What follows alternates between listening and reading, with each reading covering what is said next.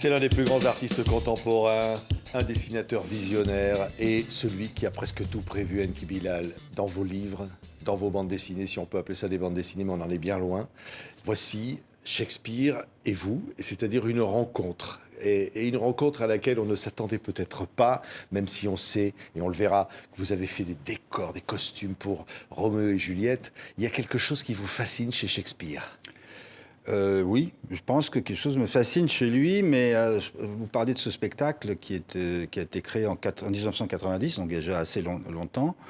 Ça, c'était un détonateur. Moi, je connaissais Ouais. Shakespeare un peu comme beaucoup de gens qui avaient vaguement étudié au lycée, qui avaient approché le théâtre au lycée aussi. Hein.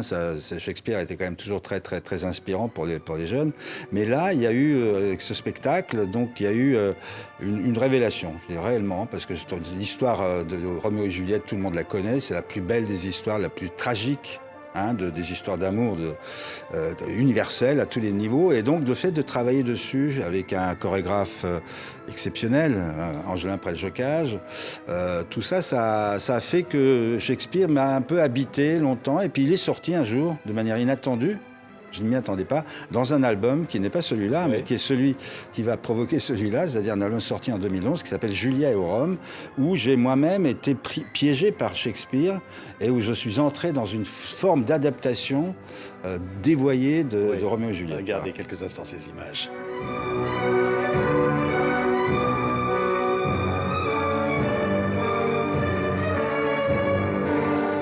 On voyait à l'instant, lorsque les deux artistes se prennent comme ça, et bien, c'est inspiré d'un dessin de vous. Alors l'affiche, oui, parce que j'avais fait l'affiche aussi, c'était pour l'Opéra de Lyon en 1990, donc j'ai fait une affiche, une posture à deux, ils se serrent, ils se tiennent, enfin bon, ça m'a une espèce d'harmonie comme ça, qui m'a plu, donc j'ai dessiné ça, et quand Angelin Prel-Jocage a vu le dessin, il m'a dit « Ah, ça me plaît bien, je vais essayer de l'intégrer dans la chorégraphie. » Et il a intégré cette position elle était difficile à tenir pour les danseurs, mais elle apparaît à 2-3 reprises dans le spectacle. Donc c'est plutôt un bel hommage. Ouais, incroyable ce livre, parce que évidemment c'est édité donc chez Marie Barbier, une rencontre. Voilà. Et en fait, comment on pourrait dire, c'est le making of de cet album. Et au fond, vous racontez comment, finalement, vous réinventez cette œuvre incroyable et vous l'amenez dans votre propre univers, peut-être pour en découvrir une forme de vérité. Alors, en fait, c'est vrai que je cherchais... Le thème, c'est la planète qui se révolte contre l'humanité, qui essaie de faire le ménage, en disant, voilà, elle met les humains qui sont restés, qui ont survécu, elle les met au défi de la mémoire, savoir qu'est-ce qu'ils ont gardé de la mémoire de leur monde, de leur culture. Et donc, elle les met à l'épreuve en disant, voilà, vous allez vivre sans le savoir une histoire que vous devriez connaître, et si vous ne reconnaissez pas cette histoire, et si vous ne prenez pas les décisions nécessaires, eh bien, vous irez directement à la tragédie. C'est un peu ça le truc. Je suis parti sur cette idée de piège, ça m'a beaucoup plu. Et du coup, voilà, moi-même, j'étais un peu piégé, obligé de faire en sorte qu'il y ait un happy end à la fin, parce que c'est ça, il fallait sauver les deux personnages qui ne savaient pas qu'ils étaient Roméo et Juliette. Voilà, c'est un peu ça l'idée. Donc en fait, ce livre, cette collection de Marie Barbier a sorti d'autres livres avec Druyer, Flaubert, à chaque fois un artiste et un écrivain, un monument de la culture, de l'écrit, etc. Et donc le rapport de la création, comment on rencontre comme ça des monstres sacrés de la littérature. Et donc moi, c'est un peu ça, comme ça que j'essaie d'expliquer comment j'en suis arrivé à gérer cette réinterprétation de Roméo et Juliette. Oui, on voyait à l'instant, là, justement, ce dessin de ces deux danseurs, voilà, charnellement ensemble, qui symbolise au fond, parce que oui, c'est une histoire d'amour, c'est le symbole, l'histoire d'amour, Roméo et Juliette. C'est la plus belle parce que aussi c'est la plus tragique. Et on sait que malheureusement, ça finit mal. En plus, c'est vraiment le hasard, les mauvais moments, les trucs qui ne s'enclenchent pas. Tout est fait pour qu'il soit sauvé. Le frère Laurent organise une espèce de subterfuge pour faire croire etc., que Juliette est morte, pour que finalement le couple puisse s'aimer en dehors des contraintes familiales qui sont terribles.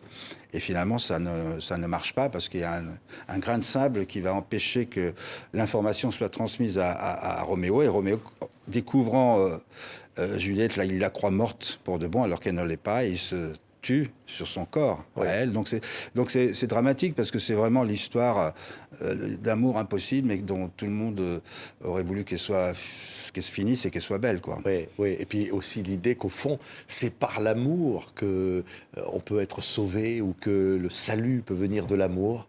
Je dirais par les temps qui courent, oui, je pense qu'on a tous intérêt il nous reste ça. Heureusement, il nous reste ça.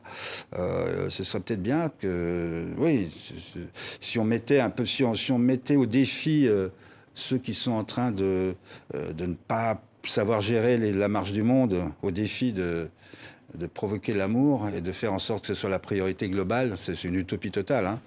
Le monde irait peut-être mieux. Oui, oui, oui. C'est vrai que vous êtes né en ex-Yougoslavie, Enki, et la guerre, vous l'avez connue, arrivé à 10 ans en France.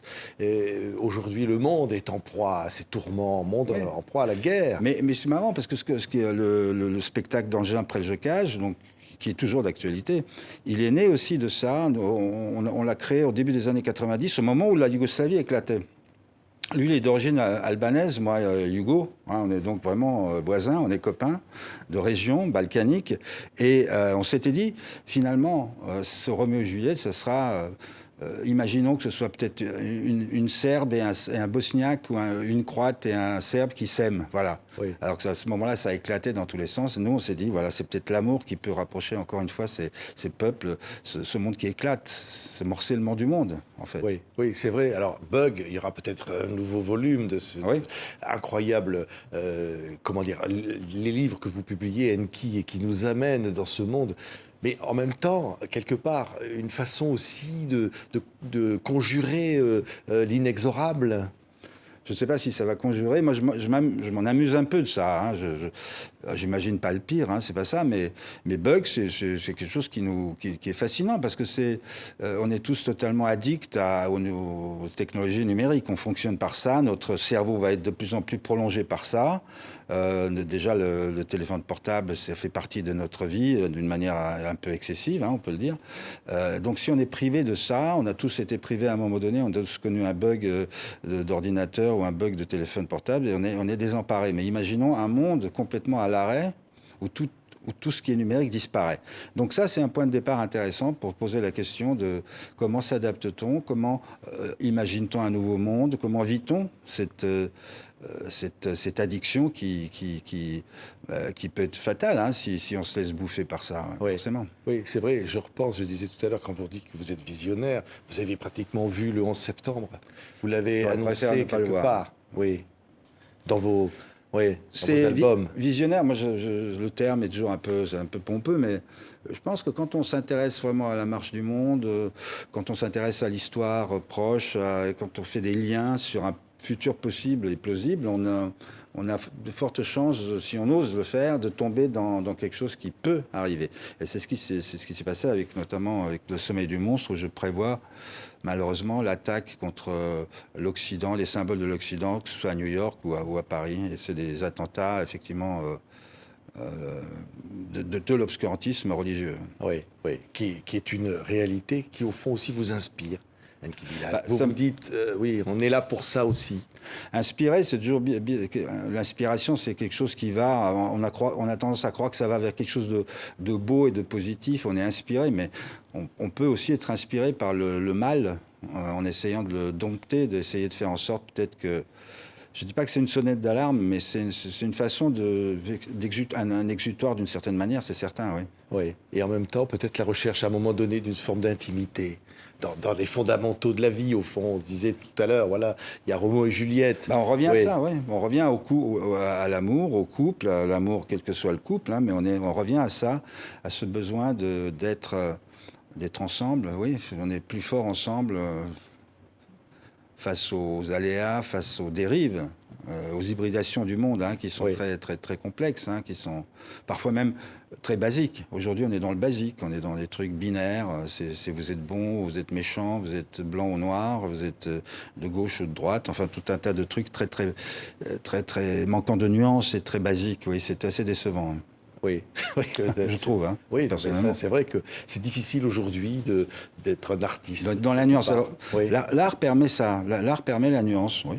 En fait, c'est l'une des forces de l'art, c'est que précisément aujourd'hui la nuance c'est tellement quelque chose de tellement bizarre et rare que finalement l'art doit pouvoir accentuer cette vision et attirer davantage le regard et poser des questions. Je pense qu'on doit se poser des questions sur notre façon d'aborder le monde. Si on l'aborde de manière aussi binaire qu'en ce moment, si on continue comme ça en tout cas, on risque de ne plus rien maîtriser.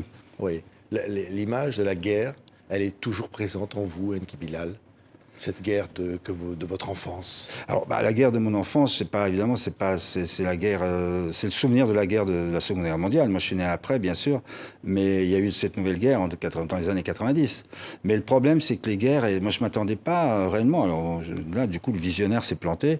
Je m'attendais pas à la guerre en Ukraine. Je m'attendais pas à une guerre du type guerre de 40.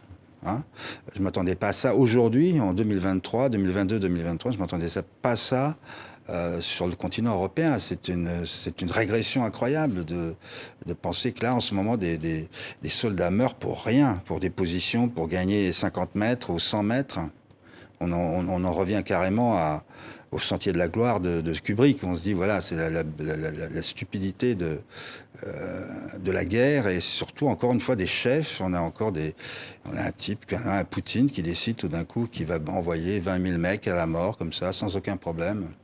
C'est parfaitement déstabilisant et choquant. Ouais. Ouais. On va réentendre Roméo et Juliette, tiens, j'ai envie d'entendre. Oui, c'est bien, ça va faire des... Oui, mais là, c'est vrai que se dire qu'au fond, oui, les artistes, là, on a besoin plus que jamais de la musique. De la musique, de l'art, de la sculpture, la peinture, tout. Oui, bien sûr. Et oui, c'est vraiment un... C'est un air nouveau, enfin un air qui peut nous aider à supporter et à voir mieux le futur. Hein. Je pense que c'est bien. Là, c'est parfait. La musique de Prokofiev, elle est d'une beauté. Elle traverse le temps. Ouais. Ça, que la musique traverse le temps, oui, mais que les guerres le fassent, ça, c'est moins bien. Ouais. Regardez.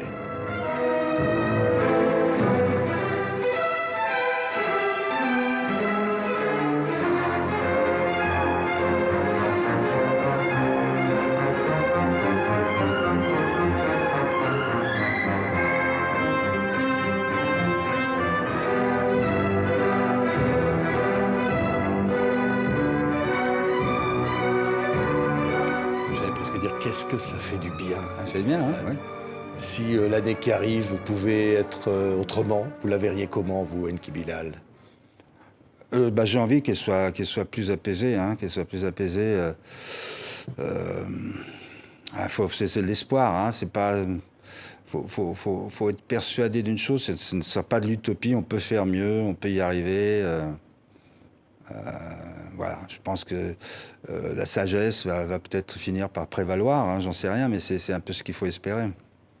Merci, Enki. Peut-être bientôt au cinéma, à nouveau, enfin au cinéma. Oh, je suis en écriture, et on va voir les choses se développer tranquillement. Ouais. Enki Bilal, une rencontre Shakespeare-Bilal. Ça, c'est quand même extraordinaire d'avoir ces deux noms-là, non, Enki? C'est l'éditrice qui est... Je suis tombé dans un piège, piège de Marie Barbier. Une rencontre. Mais je suis ravi de ce livre. Et alors, vous l'avez rencontré, Shakespeare?